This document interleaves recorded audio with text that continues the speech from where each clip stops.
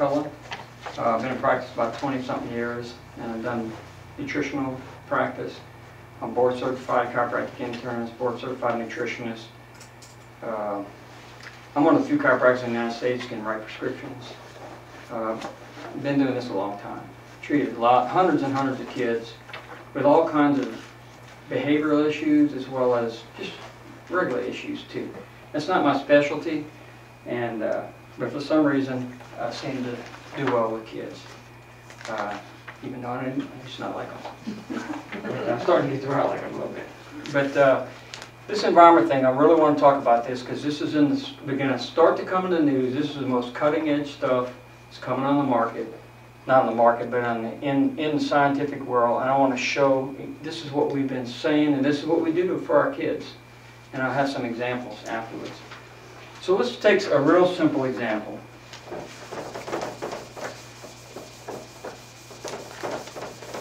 And I'm going to let you guys judge my artwork here, but let's just say this is a yard, and oops, not a camel. Let's just make a, just a dog, okay? Got a dog with some big ears, and a tail here. And let's say that this is his yard. That would be his environment, correct? So in his environment, he's going to have grass, and he's going to have water, and food, and all that kind of stuff. And let's say it's a real good environment. You know, the grass is good, the water's good, the food is good, there's no pesticides, nothing. It's a perfect environment. Do you think the animal would function properly? Okay. That's a common thing. But let's say that we change this and there's poop all over the place and it never gets changed. And it's dirty all the time and it's bad food and the water's dirty and the grass has got pesticides all over it and it's just a total mess. Do you think this animal would be healthy or not healthy? Not healthy. Not healthy. So if you saw this animal in this environment to where this was everything was a wreck, then what would be the first thing you would do for the animal? Take it out of that environment. Right. You'd take it out of the environment. Would you really take it out of the environment? Let's say you couldn't take them away, what would you do?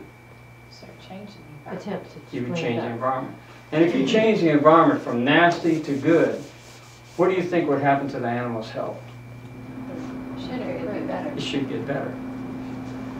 I know that sounds really complicated, but believe it or not, science has paid no attention to this whatsoever all these years, and in 2010 they started writing about it. Actually, we knew about this since 1895. But let's take this away. Let's not talk about the barnyard anymore. Let's talk about two cells.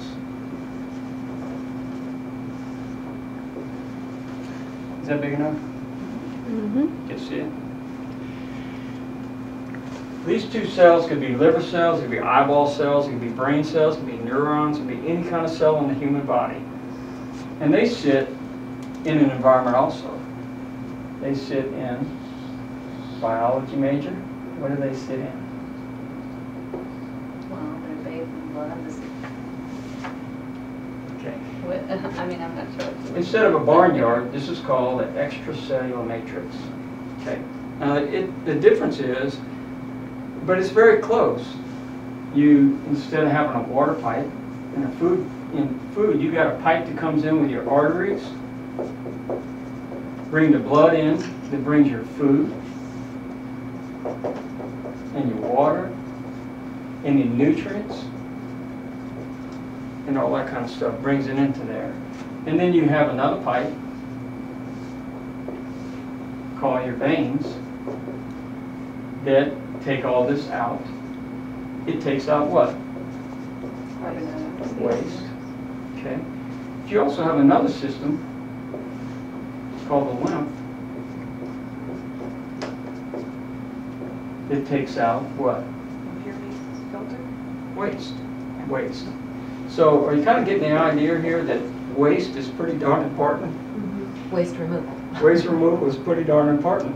Now on top of all of this, you've got nerves that are monitoring this that go up to your brain. So you got this situation here where the cells, this cell here, here's your genetic material right here. This is where your genes are, right there. And they're bathing in this environment here, just like a barnyard, and it's bathing in all kinds of things. You got glucose, and you've got B12 and folic acid and sodium and all the things that it needs. And the cell wall selectively takes this stuff in and selectively takes stuff out. So this environment becomes important or not important? Difficult. Very, very important, okay? So this is what we're going to talk about today. This is what this article is about. And we're going to get down into this very deeply. Come on in and have a seat.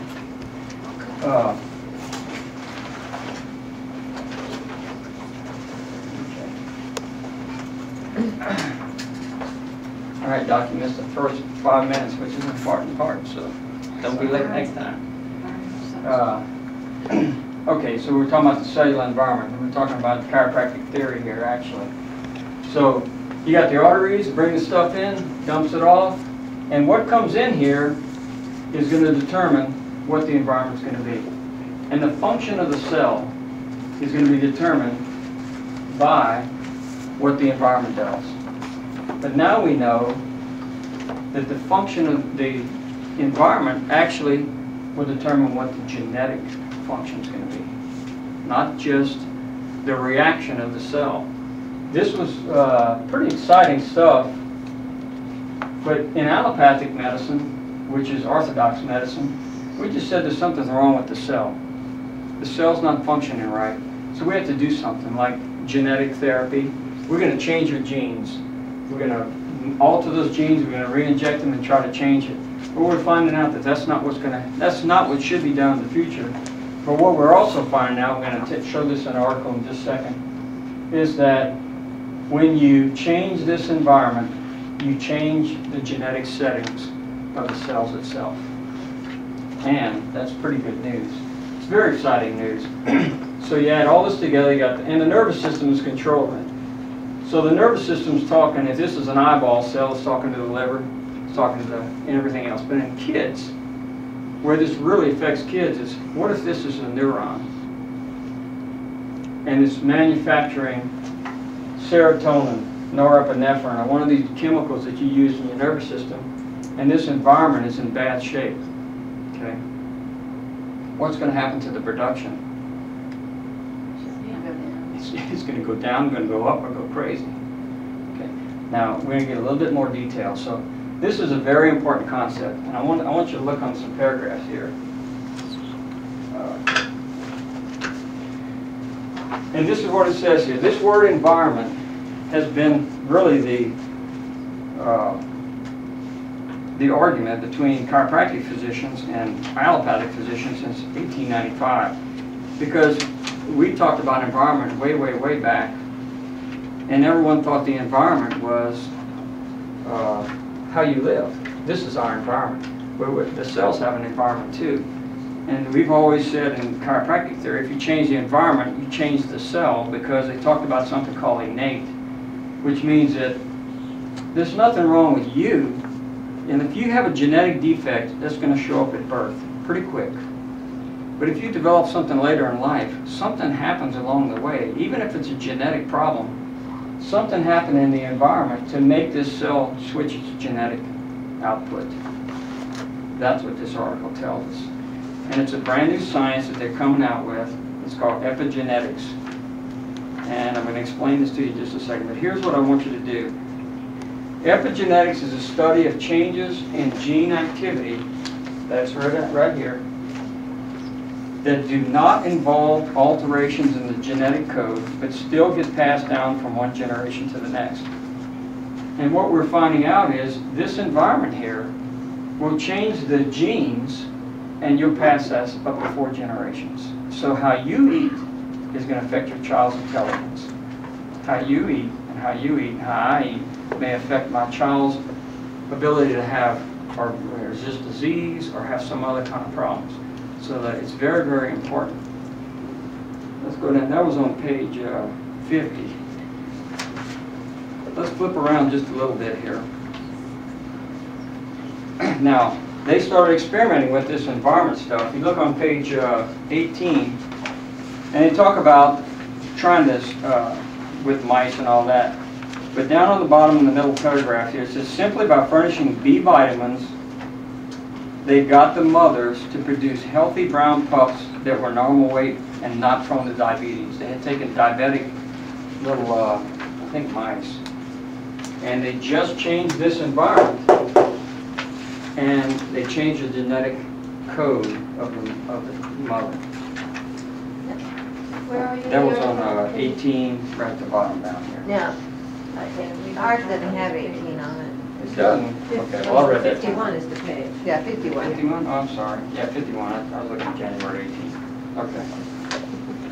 So, we're doing experiments and finding out that this is huge. And I'm going to get into this a little bit deeper here, and then I want to show how do we do this every day? How do you change things in people's lives every day, and what you can do as parents. But on the right-hand page it says this is not evolution. It represents a biological response to an environmental stressor. You just have no idea what a huge jump this is in biology and in medicine to talk about environmental stressor at the cellular level. Absolutely unheard of 20 years ago. And the fact that it changes the DNA's output. Okay?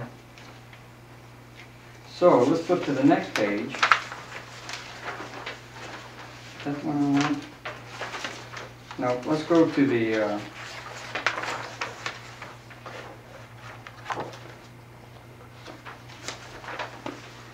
let's put that aside for right now. Okay.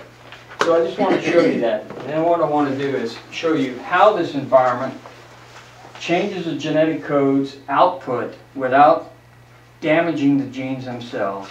Then I want to go a little bit further out and show you how this happens.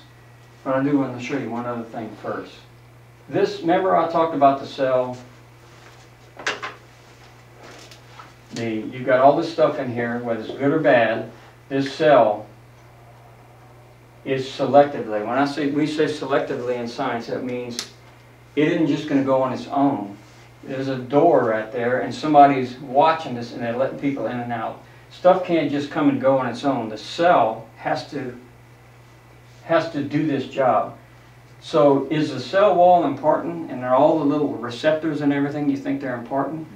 Yeah, they're very important. So if you have holes in the wall, or you have malfunctioning little doors, that's going to cause a problem too, and I want to show you something along those lines also. And that's called endocrine disruptors. I'm going to go into that. And I know this is kind of complicated tonight, that's why I asked y'all. But I wanted to show this. So this is a real important concept. Any questions on this? Okay, I want to go into this cell, I want to go into this thing right here. This is amazing stuff, I think. And we've seen it clinically for years, we couldn't explain it. Let's see if I'm doing this right. I think I should have gone to art class instead of skipping and going to the gym. It could have been helpful. That's what I did in high school. I skipped art class, went to the gym. Let's see.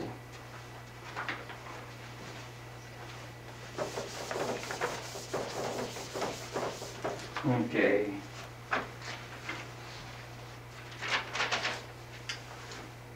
And if you look, you can actually look on your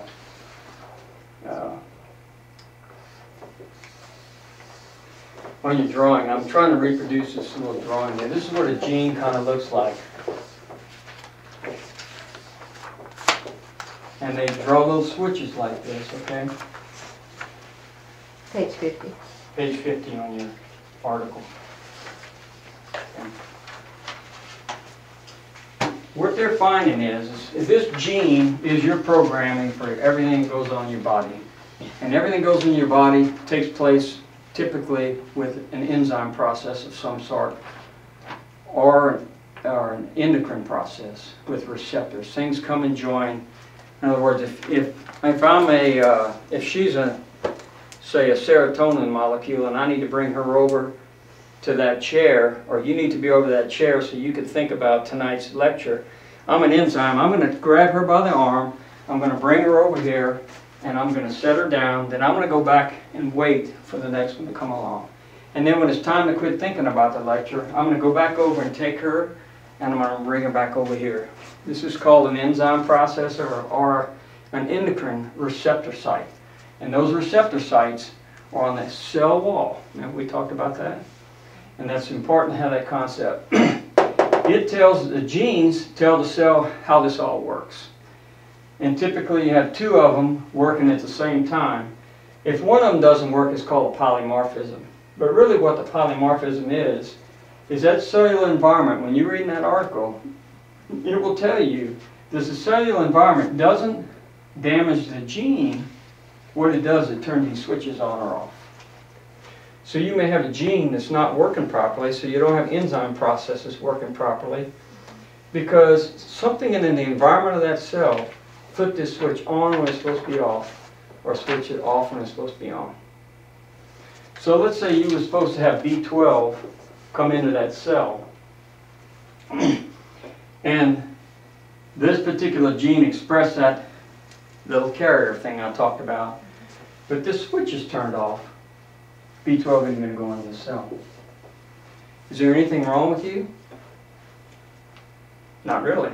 Your genes are fine. Your body knows you're supposed to be doing that, but it's turned off. Is there anything wrong with the lights if the switch is turned off? No. What you got to do is turn the switch on. And that's what's happening now. They're trying to develop drugs for this now, but we have seen this operate. In natural medicine, we've been doing this for years. So this is an important concept too. So our point in natural medicine is, and with these kids, is we can't identify these genes that turn off and on yet. But we can identify what's expressed. For example, if they have gross behavior problems, or whether they have rashes, or whether they have other type of problems, we can see that expression of it. And since it's not a permanent genetic thing, we're going to go and change the environment up so we can turn these switches on and off. And you can see where we can do this with nutrition, but we can do it with many, many, many other things too. Okay, those two concepts are important. Let me just review them real quick.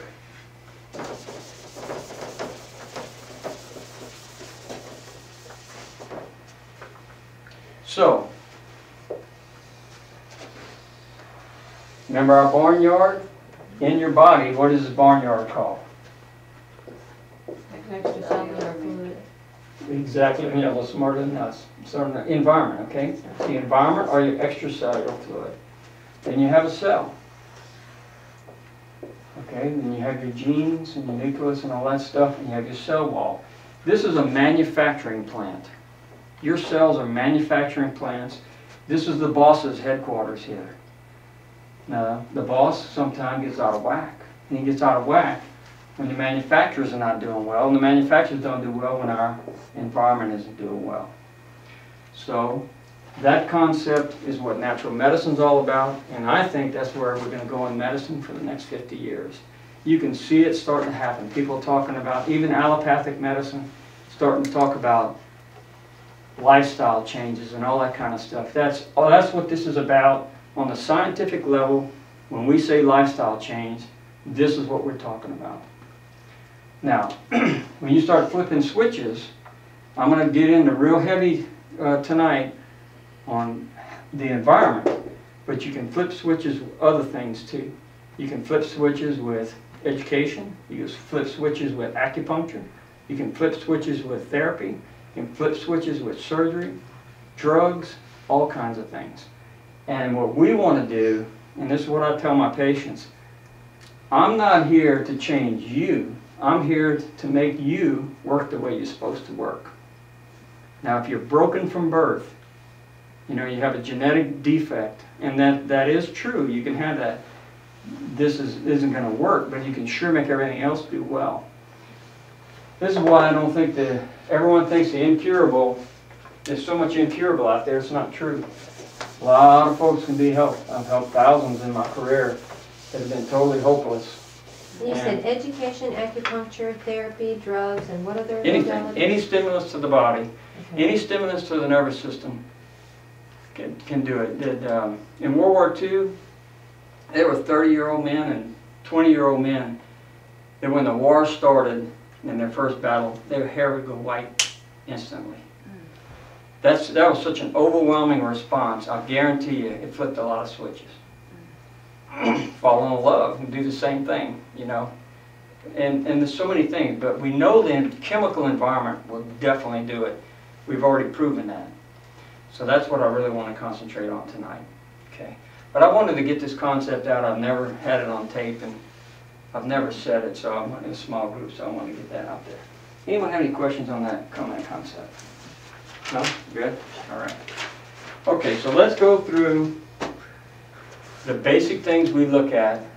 The first thing is to fix this stuff. And how do you fix the environment of the cell? And you start from the gross to the micro. If you walk in to my office and say my back hurts, and I shoot an x-ray and there's a bullet in your spine, like I had a guy one time came in and said, my back's killing me when I bend this way. And so we did an exam, he had a scar, so I did x-ray, got a bullet jammed between his two spinal processes. So when he bent, you know, it hurt. Well, that's a gross example, but that's something that, you know, you remove that in his gross environment. You could even do it here. If I found out and looked at, so you know my feet hurt all the time, and you look down and you haven't been wearing shoes in 6 months, and your feet are all scarred up. That's a gross environment, but we're going to look down into the micro environment. The very first thing is let's look at our cell wall. Remember our factory? We talked about how important this was. What's that outer cell wall made of? It's lipids, right? Duh. Phospholipids, Bilayer, that's correct. Fats, fatty acids. So when someone tells you you shouldn't be on a fat diet, or you should have a no-fat diet, that's absolutely incorrect. And one of the most dangerous things you can do in your life is have a no-fat diet, because your whole body, every important part of your body is made up of a fat. The important thing is to have a correct fat diet. Okay. So this cell wall in today's environment, you've heard of trans fats in the news? When I started this lectures 25 years ago, nobody knew what a trans fat was. Now New York has banned them. Why do you think they banned them? They're poisonous. Well, they're not good for you, and here's why. A cis fat is your good fats, and that's what your bilayer layer should be, and they're shaped like this. And the next one fits like this, and the next one fits like this, and then you go to McDonald's, and you replace that with one of these, and you get some more olive oil, and you put another one, and back to McDonald's, and then you go on and on. So here's your cell wall that's supposed to have little machines to walk that person or walk those nutrients or take that waste that's in the environment and keep it out of your body. And if that waste product, for example, sits right here, it's not going anywhere. Well, what do we have here? We've got little holes. Huh? So things start freely passing in and out into that manufacturing facility. And the bad guys in here, you remember we talked about all the nasty things out there like feces and pesticides and all that. Well, they just go right on in the body. And they get in here. You think the body reacts well to that? No, it doesn't. And what else do we know today that I didn't know 3 years ago? It'll flip those switches. So you can be perfectly normal for 10 or 15 or 20 years, and all of a sudden you develop something, it doesn't make any sense to you. We've had some switch flipped. So, how do you fix this? Well, this is a nutritional problem. These are how many kids do you think in today's society have perfectly good cell walls? I don't see too many yeses. Weston A. Price Foundation Children. Yeah, let's try Leadership 0. Traditions. So here's a kid, and how many moms do you think have good cell walls passing that to their children? We can try another 0. So these children are born with their cells already incapable of dealing with any environment you put in there. You take a child, let's go back to my drawing here. Let's put our environment back. And this cell wall is defective.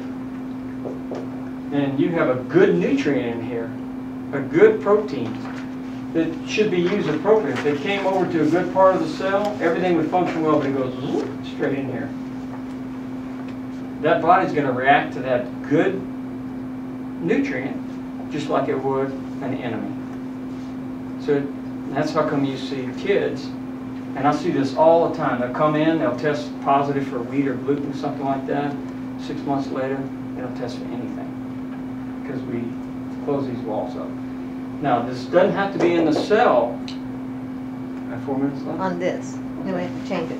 Yeah, this is taking longer than I thought. Well, we just have to flip it. Okay. This starts in the gut. And your small intestines has what's called villi. And I have, if you guys get my tapes, I have pictures of all this stuff. It's like this. And here comes a piece of chicken and it sits right here. Not a problem. Because the enzyme breaks it down, grabs it, walks it through over here into the body, sets it on the chair. But when it looks like this, and you can give it inflammation too, but if it looks like this and you got holes in it, that piece of chicken now becomes just as dangerous to the body as a bad bacteria. Because it isn't the way it's coated in the body, so it becomes very, very dangerous. And the body reacts that way. And the first thing we typically see with kids with these type things are just skin rashes, or coughs, colds, ear infections, stuff like that. So the gut comes first. So the first thing you have to do on these little kids, and the first thing you have to do on the adults, is Don't say no Chick-fil-A, this right here. You got to make their intestinal tract look like this instead of like this. And you do that with essential fatty acids. The most important one is linolenic acid.